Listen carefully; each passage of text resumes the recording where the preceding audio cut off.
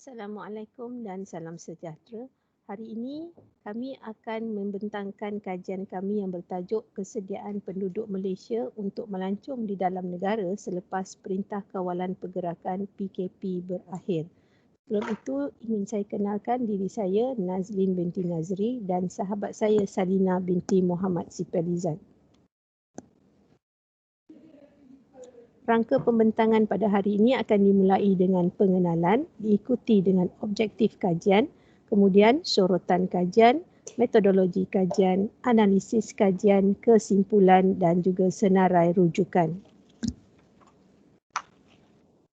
Pengenalan. Pelancongan menjadi industri dunia utama dengan kadar pertumbuhan purata 4 hingga 5%. Walau bagaimanapun, sektor pelancongan terdedah kepada krisis seperti bencana alam, wabak, krisis ekonomi, krisis politik dan keganasan. Penyebaran COVID-19 adalah krisis paling teruk berbanding krisis ekonomi pada tahun 2008.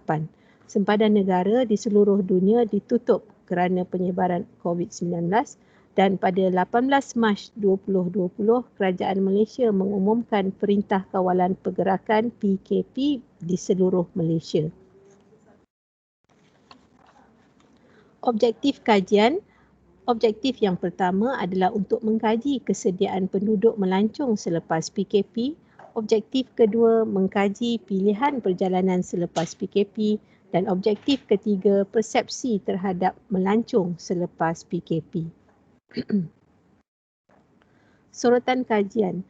Dalam sorotan kajian, kami telah merujuk kepada beberapa penulisan, antaranya adalah Tourism Malaysia 2020 menyatakan pada tahun 2019 industri pelancongan telah menyumbang sebanyak ringgit Malaysia 18.14 bilion kepada ekonomi Malaysia dengan jumlah ketibaan pelancong seramai 26.1 bilion.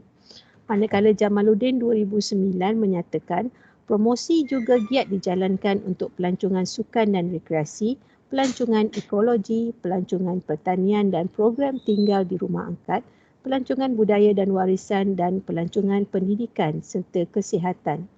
Weaver dan Opperman 2000 menyatakan bilangan pelancong domestik melakukan aktiviti pelancongan semakin meningkat jika dibandingkan dengan pelancong antarabangsa. Manakala Motec 2020 telah memperkenalkan gelembung perjalanan domestik ataupun domestic travel bubble. Jonas 2020 bersetuju mengatakan banyak negara telah mengambil langkah untuk mencegah penyebaran virus seperti menutup sekolah, kedai, melarang acara awam dan menggalakkan bekerja dari rumah. Manakala Wilder, Smith dan Friedman 2020 menyatakan langkah ini dilabel sebagai penjarakan sosial dan sesuai menjauhi penyakit COVID-19. Wu et al. 2020 bersetuju mungkin akan ada gelombang baru pandemik COVID-19 jika penjarakan sosial tidak dititik beratkan dengan baik. Manakala Carrington 2020, Goldbaum 2020, Plummer dan Popovic 2020 bersetuju mengatakan kesan COVID-19 permintaan untuk perjalanan pelancongan menurun dan banyak negara menyaksikan kejadian keadaan yang luar biasa iaitu kadar penurunan trafik dan pengurangan permintaan terhadap pengangkutan awam.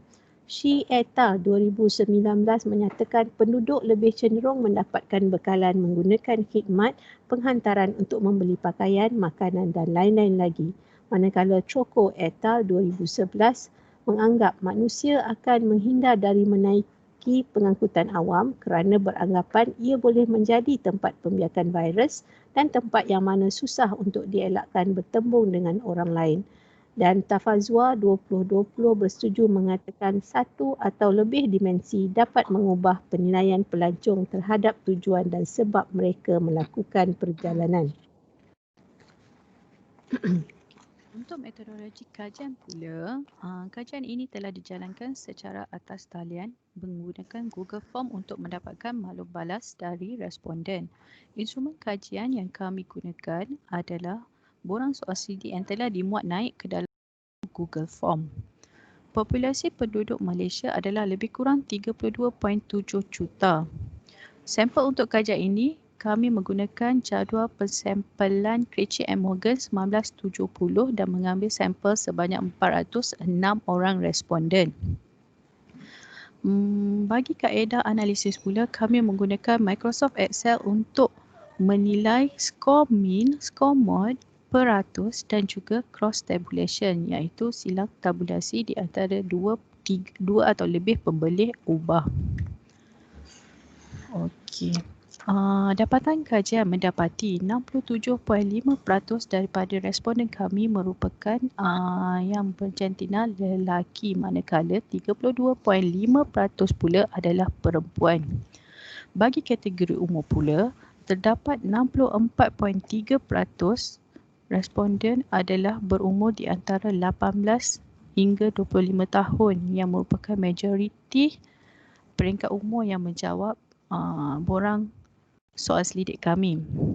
Bagi status perkahwinan pula, terdapat 71.7% yang berstatus bujang menjawab soal selidik kami, manakala 26.6% pula adalah berstatus telah berkahwin.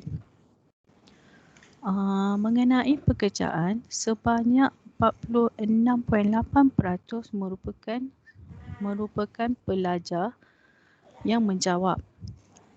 Jika lihat di dalam jadual, kekerapan melancong bagi responden adalah 36.9% yang melakukan perjalanan ataupun melancong setahun sekali. Okey, kita akan tengok pula dapatan soal selidik bagi susunan perjalanan. Jika kita tengok di skrin, 92.6% telah memilih atau bersetuju bahawa mereka akan merancang sendiri jadual perjalanan untuk pergi melancong berbanding dengan menggunakan khidmat agensi pelancongan. Okey, untuk kita tengok platform tempahan pula, kebanyakan ataupun majoriti 93.1% daripada responden telah menyatakan atau bersetuju bahawa mereka akan membuat tempahan atas talian berbanding dengan memilih untuk pergi mengikut agensi pelancongan ataupun pameran perjalanan. Walau bagaimanapun, masih terdapat 65.5% responden yang masih memerlukan agensi pelancongan. Manakala untuk maklumat perjalanan yang berkaitan dengan melancong selepas PKP, maklumat cukup mengenai destinasi pelancongan dan juga adakah mereka memerlukan pemandu pelancong semasa melancong, rata-rata ataupun majoriti responden menyatakan bahawa mereka memang merancang untuk pergi melancong selepas PKP berakhir dan mempunyai maklumat yang cukup dengan peratusan 89.2%, manakala 55.5% responden pula telah menyatakan mereka bersetuju bahawa mereka masih memerlukan khidmat pemandu pelancong semasa melancong. Okey. Untuk melancong, rata-rata responden sebanyak 94.6% telah bersetuju bahawa rakan melancong yang paling sesuai untuk pergi melancong adalah bersama keluarga. Ini kerana mereka ingin meluangkan masa bersama keluarga semasa bercuti. Manakala masih lagi terdapat 47.3% yang masih mahu untuk pergi melancong bersama kawan-kawan ataupun sendiri.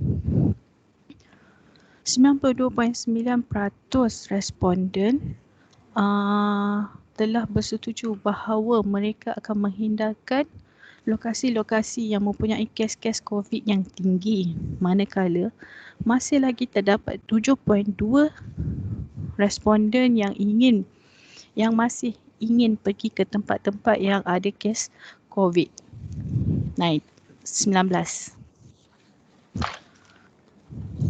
Okey, jika kita lihat kepada jadual silang tabulasi di antara jantina, lelaki perempuan kepada melancong dalam negara dan pengaruh COVID-19, dapat kita lihat 251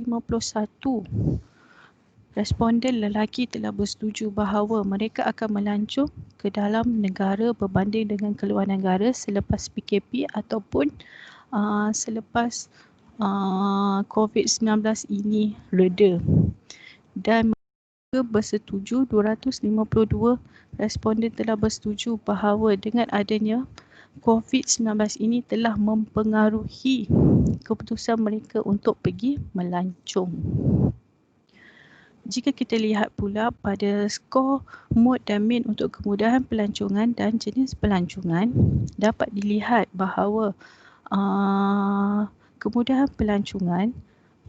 pelancongan untuk hotel, resort, inap desa, pengangkutan udara dan pengangkutan darat, skor min yang boleh didapati adalah berada di tahap sederhana, yang mana majoriti responden bersetuju dan yakin bahawa mereka akan menggunakan segala kemudahan pelancongan yang disediakan oleh pemain industri ketika melakukan perjalanan selepas PKP berakhir.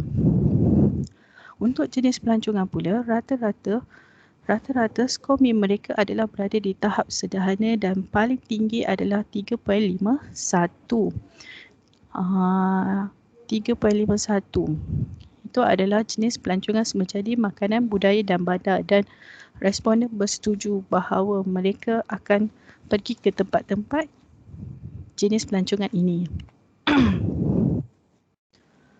Okey, kita tengok pula kepada